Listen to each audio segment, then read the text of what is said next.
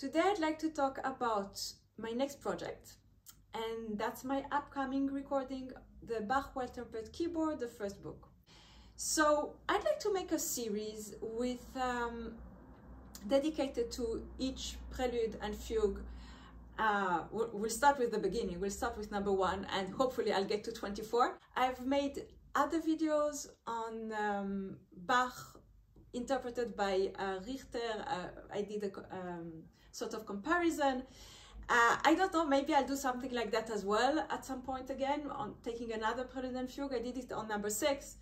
But in any case, I'd like to talk about Bach interpretation, what is significant about these pieces, and show you into, how to understand, how to think about these pieces. So first, it's very important to understand that in Bach's time, in the Baroque time, every tonality was connected to what they called an affect, a character. So if you talk about the character of C major, you think about a character that is very pure. Why? Because C major has no alteration. It's the only scale which has not one single sharp and not one single flat. And so there is a certain purity to the C major.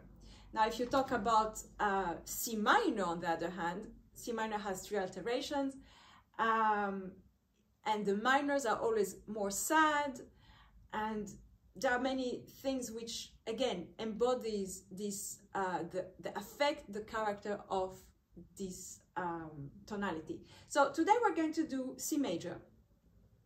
And as I said, the affect, first always to think, what is the affect? What is the character you want to give to the piece? And the second thing you want to think about is, why did he write the piece as he did? So if you notice, C major, the C major prelude starts with 2 long notes and then short notes.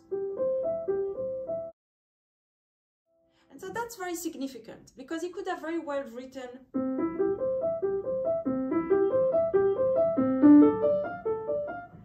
it would have sounded almost as good, but he didn't write that. And so now I'm talking about interpretation and how to play it in a certain way that, as my old teacher Leon Fleischer said, supports the intention of the composer. He intended that there would be long notes and shorter notes.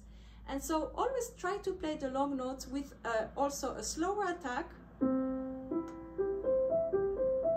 the short notes much more articulated. And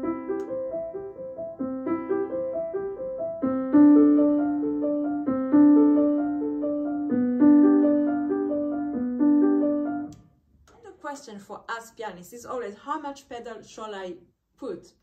And that's a question of taste. I mean, you can either use it with very, very dry,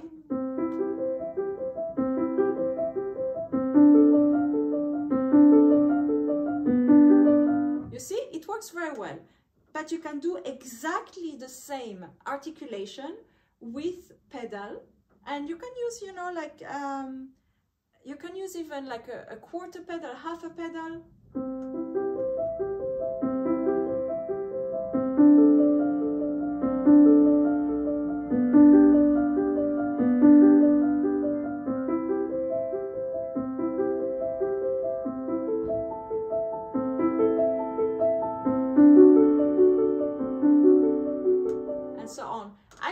I prefer it with pedal because I like to have resonance, but that's really a question of taste. So you see, basically, going back to what Fleischer said, why is it so important, was it so important for him to say support the composer?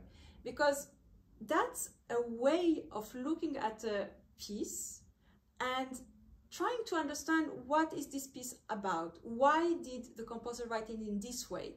Why did he use this notation and not another one?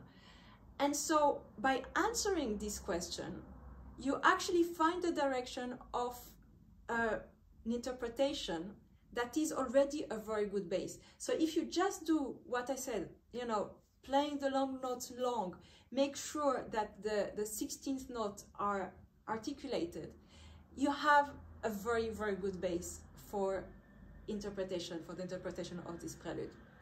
So I hope this helped you and that it was interesting for you.